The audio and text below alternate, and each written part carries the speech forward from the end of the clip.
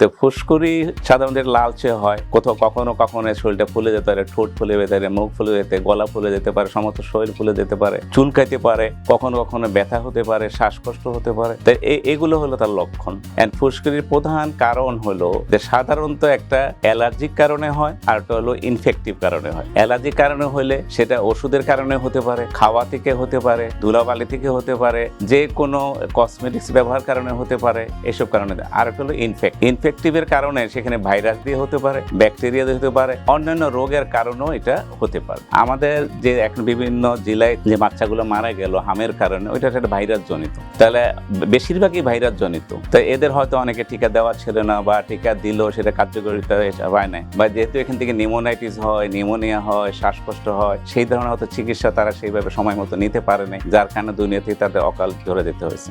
এখন এই র্যাশ যে হয়, র্যাশ হইলেই আতঙ্কিত হওয়ার কোনো কারণ নেই। বেশিরভাগ র্যাশেরই কোনো চিকিৎসার প্রয়োজন হয় না, সেটা নিজে নিজে চলে যায়। এটা কিন্তু ডেঙ্গুতেও কিন্তু র্যাশ হতে পারে। কে একজন লিকিমিয়া বা ব্লাড ক্যান্সারের ভুগতে, তারও কিন্তু র্যাশ হতে পারে। একজন অনেক বিভিন্ন ধরনের ড্রাগ খাচ্ছে, বা নতুন একটা ওষুধ খেয়েছে, বা একটা ব্যথার ওষুধ খেয়েছে, একটা অ্যান্টিবায়োটিক খেয়েছে, সেখান থেকেও তো র্যাশ হতে পারে। সুস্থ জীবন, সুন্দর পৃথিবী।